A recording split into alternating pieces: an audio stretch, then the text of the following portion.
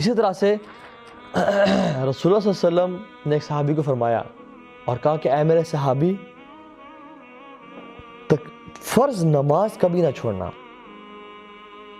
فرض نماز کبھی نہ چھوڑنا، ان قتلتا او غرقتا، چاہے تجھے کاٹ دیا جائے، قتل کر دیا جائے یا تجھے جلا دیا جائے، تو فرض نماز کبھی نہ چھوڑنا۔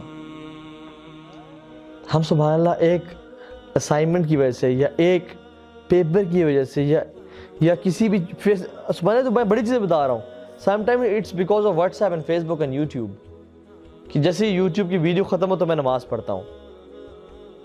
اللہ کے میں نے کہا تم اگر تجھے جلا دیا جا رہا ہو، اگر تجھے قتل کر دیا جائے، تبھی تو فرض نماز مت چھوڑنا۔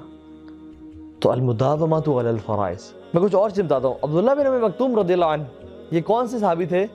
جو کہ نابینا تھے اور جن کی ہی وجہ سے اللہ کے نبی کو اللہ تعالیٰ نے ڈانٹا بھی صحیح، عبس وتولی ان جاءہ الاعمی، ٹھیک ہے؟ تو یہ صحابی رسول اللہ کے نبی کے پاس آئے اور اپنے 3 عذر پیش کیے۔ صحیح مسلم کی روایت میں 3 عذر آتے ہیں، اور کہا کہ یا رسول اللہ میں اندھا ہوں، میرے اور میرے گھر کے مسجد میں بہت فاصلہ ہے، بہت دور ہے، اور مجھے گھر سے مسجد لانے والا بھی کوئی نہیں ہے، تو کیا میں گھر میں نماز پڑھ سکتا ہوں؟ تو اللہ کے نبی نے کہا حل تسمع النداء، کیا تم اذان کی آواز سنتے ہو؟ اس نے کہا نعم یا رسول اللہ، جی یا رسول اللہ۔ نے کہا پھر مسجد میں آ کے نماز پڑھنی پڑے گی۔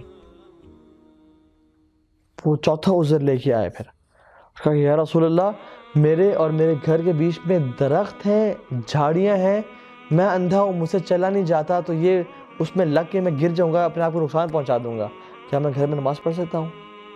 اللہ کے میں نے سوال کیا کہ حل تسمع النداء، کیا تمہیں گھر میں اذان کی آواز پہنچتی ہے؟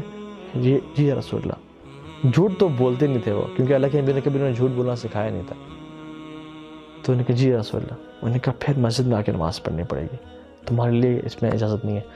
5واں عذر لے کے اور کہا کہ یا رسول اللہ میرے اور میرے گھر کے بیچ میں، کیونکہ مدینہ میں اس ٹائم جانور اور درندے ہوتے تھے، بھیڑی ہوتے تھے، فاصلہ ہے تو اس میں جانور ہوتے ہیں، میں آ رہا ہوں مجھے نظر نہیں آتا، تو کوئی مجھے جانور اپنا شکار نہ بنا لے، اپنا کھانا نہ بنا لے، کیا میں گھر میں نماز پڑھ سکتا ہوں؟ تو انہوں نے کہا نہیں، اگر اذان آ کے آواز آتی ہے تو۔ 6واں عذر لے کے آ گیا اور کہا یا رسول اللہ انی کما ترانی، میں ایسے ہی جیسے آپ مجھے دیکھتے ہیں، مطلب میں کتنا کمزور ہو چکا ہوں، میری ہڈیاں کمزور ہو چکی ہیں، میرے منہ پہ رنکلز پڑ چکے ہیں، کیا میرے لیے اجازت ہے کہ میں مسجد میں نماز نہ پڑھوں، گھر میں پڑھوں؟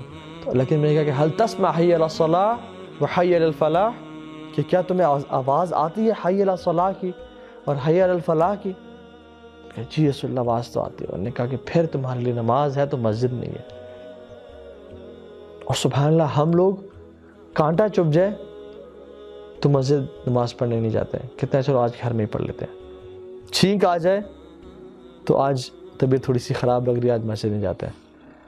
مجھے اب یہ بتائیں کہ 6 عذر نابینا ہے، گھر مسجد سے بہت دور ہے، کوئی لانے والا نہیں ہے، بیچ میں درخت اور جھاڑیاں ہیں، جانور ہیں، بھیڑیے ہیں جو کھانے والے، اور خود اتنے کمزور کہ ہڈیاں کمزور ہو چکی ہیں، یہ 6 عذر، کہ پھر بھی ان کو اللہ کے نبی نے جو رحمت للعالمین ہے اجازت نہیں دی، کیونکہ نماز کا معاملہ بہت سنگین ہے۔ مجھے یہ بتائیں کہ ہم لوگ کون سا ایسا عذر، 7واں عذر اللہ کو قیامت یہاں پیش کریں گے کہ اللہ ہم مسجد کیوں نہیں جاتے تھے؟ دین کی بات پھیلانا صدقہ جاریہ ہے، ثواب کی نیت سے ویڈیو کو شیئر ضرور کیجیے۔ جزاک اللہ۔